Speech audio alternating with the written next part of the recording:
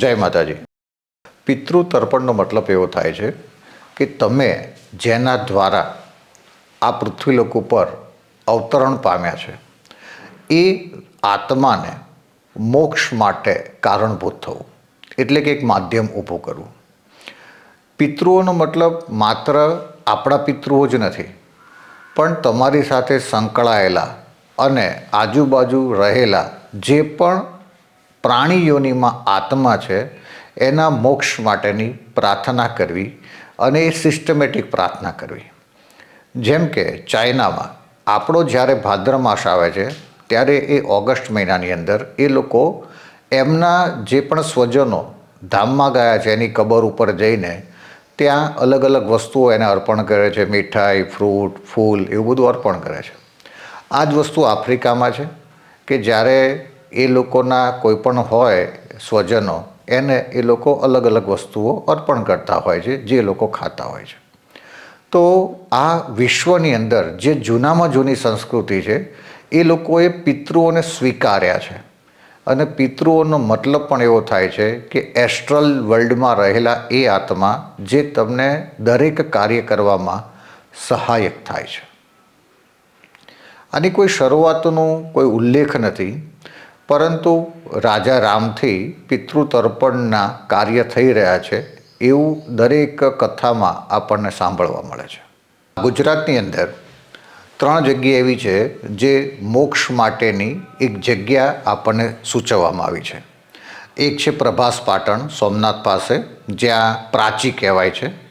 એક છે સિદ્ધપુર પાટણ, જ્યાં માતૃશ્રાદ્ધ થાય છે. અને એક છે ચાણોદ, જે બરોડા પાસે છે, નર્મદાના કિનારે. આ 3 જગ્યાએ પિતૃઓનું તર્પણ થાય એવું આપણને સૂચવવામાં આવ્યું છે. પરંતુ આ 3 જગ્યા અત્યારની જે પરિસ્થિતિ પ્રમાણે જોવા જઈએ તો એનો કોઈ વિકાસ એવો થયો નથી, અને જેના ઉપર કદાચ આપણે કોઈ ધ્યાન નથી આપ્યું. તો અંતિમધામ આશ્રમ દ્વારા આપણે એક એવી જગ્યા વિકાસ કરીએ છીએ જેનું નામ રાખ્યું છે મા મકરવાહિની મોક્ષધામ સંસ્થા. મકરવાહિનીના 2 અર્થ થાય છે, મા ખોડિયાર પણ થાય અને મા નર્મદા પણ થાય.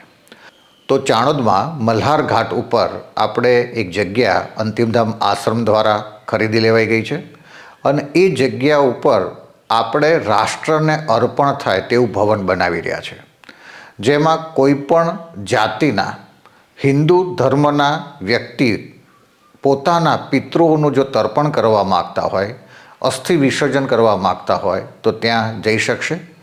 અને આપણા અંતિમધામ આશ્રમ દ્વારા નિયુક્ત કરેલા આચાર્ય ભૂદેવો દ્વારા બિલકુલ યોગ્ય રીતે અને વેદોક્ત શાસ્ત્રોક્ત મંત્ર દ્વારા એમનું અસ્થિ વિસર્જન પણ થાય અને પિતૃ કાર્ય પણ થાય. આ દરેક કાર્યની અંદર જે પણ આર્થિક ઉપાર્જન થશે તે નર્મદા ઘાટ ઉપર જ વપરાશે. જેમ કે મવડીની સુખડી મવડીમાં હોય એમ આપણે આ પૈસા જે પણ હશે એ નર્મદાના ઘાટ ઉપર જ વાપરવામાં આવે એવું મેં નિવેદન કરેલું છે. સૌથી મોટી વસ્તુ એવી છે કે આપણા બાળકો જે પરદેશ ભણી રહ્યા છે એ લોકોને હવે જો સારી નીટ એન્ડ ક્લીન જગ્યા નહીં આપીએ, સારા વોશરૂમ નહીં આપીએ અને એને સંતોષ થાય એવું વાતાવરણ ઊભું નહીં કરીએ તો આપણી પરંપરાથી એ લોકો વિમુખ થઈ જશે. આ દરેક વસ્તુને અંધશ્રદ્ધા સમજશે અને એ બિનજરૂરી આ ક્રિયા સમજશે.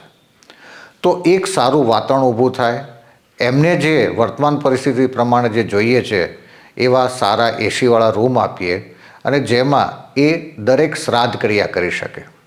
અને આ કોઈ વ્યક્તિ દ્વારા બનાવેલી સિસ્ટમ નથી, કારણ કે આ જે નારાયણ બલિ છે, પ્રેત બલિ છે, ભૂત બલિ છે, નાગ બલિ છે, એ આપણા વેદોના જે ક્રિયા છે એનો એ ભાગ છે. એટલે કોઈ સંપ્રદાય આધારિત નથી, કોઈ એને ડિઝાઇન નથી કરેલી, પરંતુ આ આપણને વારસામાં મળી છે. એ મોટી વાત છે. સૌથી મોટી વસ્તુ તો એ છે કે હિન્દુસ્તાનમાં જ આ ક્રિયા થાય છે.